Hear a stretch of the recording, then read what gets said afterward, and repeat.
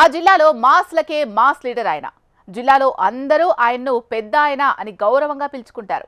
పార్టీలతో సంబంధం లేకుండా రాజకీయం చేయడం ఆయన స్టైల్. అలాంటి లీడర్ 2024 ఎన్నికల తర్వాత ఉన్నట్టుండి సైలెంట్ అయిపోయారు. దీంతో ఆ నేత మౌనం వెనుక ఉన్న వ్యూహం ఏంటా అని వివిధ రకాల విశ్లేషణలు చేస్తున్నారు. ఇంతకీ ప్రకాశం జిల్లా రాజకీయాలను ఒంటి చేత్తో శాసించిన కరణం బలరాం ఎందుకు మౌనంగా ఉంటున్నారు? రాబోయే రోజుల్లో ఆయన అడుగులు ఎటువైపు? జిల్లాలో ఇదే ఇప్పుడు పెద్ద చర్చగా మారింది. ఉమ్మడి ప్రకాశం జిల్లాలో కరణం బలరాం రాజకీయానిది ప్రత్యేక శైలి, మాస్ ఫాలోయింగ్ ఉన్న నాయకుడు. అయితే 2024 ఎన్నికల ఫలితాల అనంతరం సంవత్సర కాలంగా కరణం బలరాం సైలెంట్ అయిపోయారు. జిల్లాలో కరణం సైలెన్స్ పై వివిధ రకాల ఊహాగానాలు వస్తున్నాయి. 2019 ఎన్నికల అనంతరం కరణం బలరాం తెలుగుదేశం పార్టీ నుంచి వైసీపీకి షిఫ్ట్ అయ్యారు. ప్రస్తుతం కరణం బలరాం, ఆయన తనయుడు కరణం వెంకటేష్ ఇద్దరూ వైసీపీలోనే కొనసాగుతున్నారు.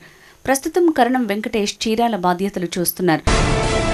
తెలుగుదేశం పార్టీ అధికారంలోకి వచ్చిన తర్వాత సంవత్సర కాలంగా కరణం రాజకీయంగా సైలెంట్గా ఉంటున్నారు. దీంతో చాలా మందిలో చాలా రకాల ఊహాగానాలు వినిపిస్తున్నాయి.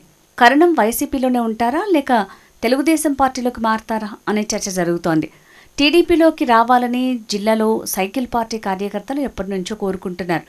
అయితే తెలుగుదేశం పార్టీలోకి రావడానికి కరణం సిద్ధంగా ఉన్నారా లేదా అనేది ఒక చర్చ అయితే, వస్తే సర్దుబాటు చేయడానికి తెలుగుదేశం పార్టీలో ఖాళీ ఎక్కడుంది అనేది మరో చర్చ. ఒకవేళ వైసీపీలోనే కొనసాగితే పరిస్థితి ఏంటి? చీరాల నుంచి రాబోయే ఎన్నికల్లో పోటీ చేస్తారా లేక అద్దంకి నుంచి పోటీ చేస్తారా అనే సందిగ్ధం నెలకొందట.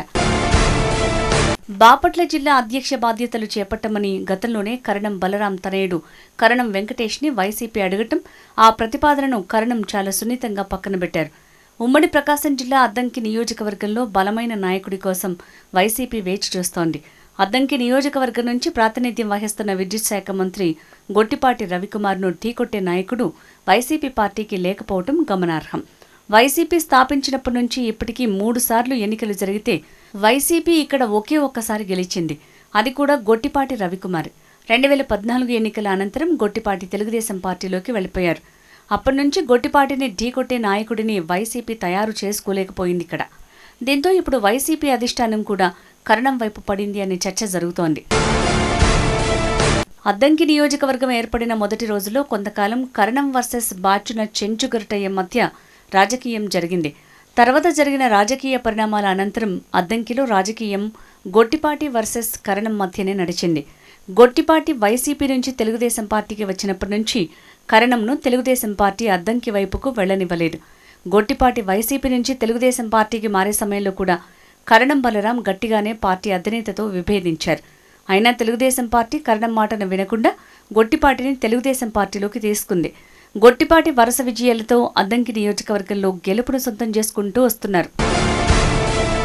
గత 2 ఎన్నికల్లో గొట్టిపాటిని ఢీకొట్టడానికి వైసీపీ చేసిన ప్రయోగాలు ఏవీ ఫలించలేదు అనే కంటే 2019లో బాచిన చెంచుగరటయ్య, 2024లో పానెం హనమిరెడ్డి ఇద్దరు అభ్యర్థులు గొట్టిపాటిని ఓడించడం అనేది వారి శక్తికి మించిన భారంగా మారి ఢీకొట్టలేక ఢీలా పడిపోయారు. దీంతో ప్రతి ఎన్నికలకు ముందు వైసీపీ అద్దంకి నియోజకవర్గం నుంచి అభ్యర్థులను మారుస్తూ వస్తుంది. అయినా గొట్టిపాటి రాజకీయం ముందు నిలవలేకపోతున్నారు. 2009లో కాంగ్రెస్ పార్టీ తరపున రాజకీయ ప్రస్థానం ప్రారంభించిన గొట్టిపాటి రవి ఏ పార్టీ తరపు నుంచి పోటీ చేసినా వరుసగా 4 సార్లు గెలుస్తూనే వస్తున్నారు. అద్దంకి లాంటి నియోజకవర్గంలో వైసీపీ తన ఖాతాను మళ్లీ తెరవాలంటే కరణం లాంటి రాజకీయ ఉద్దండుడైతేనే గొట్టిపాటిని ఢీకొట్టగలరు అనే అభిప్రాయంలో ఉందట. దీంతో కరణంకు అద్దంకి బాధ్యతలు అప్పగిస్తారు అనే ప్రచారం అయితే జిల్లాలో జరుగుతోంది.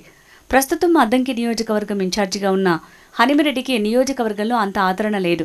ఆయన కూడా చుట్టం చూపు వచ్చినట్టుగా నియోజకవర్గానికి వచ్చేళ్తుంటారు. నియోజకవర్గానికి వచ్చిన ప్రతిసారి గొట్టిపాటి రవిపై సినిమా స్టైల్ డైలాగులు చెప్పి వెళ్లిపోతున్నాడు తప్ప నియోజకవర్గంలోని కార్యకర్తలకు అందుబాటులో ఉండే పరిస్థితుల్లో లేరు. దీంతో అద్దంకి నియోజకవర్గంలో ఇన్ఛార్జి ఉన్నా లేనట్టేననే పరిస్థితి నెలకొంది. వైసీపీ అధిష్టానం కరణంను అద్దంకికి పంపిస్తే అధికార ప్రతిపక్ష పార్టీలుగా ఉండే కరణం గొట్టిపాటి మధ్య రాజకీయం ఎంత హీట్ పుట్టిస్తుందో అనేది మాటలతో చెప్పేది కాదు. కరణంను అద్దంకికి షిఫ్ట్ చేస్తే మరి చీరాల పరిస్థితి ఏంటి అనేది కూడా ఇక్కడ మొదలవుతున్న ప్రశ్న. కరణం అద్దంకికి షిఫ్ట్ అయితే చీరాలలో వైసీపీకి నాయకుడు ఎవరనేది కూడా $1 మిలియన్ ప్రశ్నే. ఇప్పుడు వైసీపీకి అద్దంకి లాంటి నియోజకవర్గంలో కరణం అవసరం ఉందంటున్నారు. అయితే చీరాలలో ఆమంచి కృష్ణమోహన్ మళ్ళీ రాజకీయంగా యాక్టివ్ అయితే ఇప్పుడున్నంత కూల్గా చీరాల రాజకీయం ఉండదు అనే విషయం కూడా ఇక్కడ గుర్తు చేసుకోవాల్సిన అవసరం ఉంది.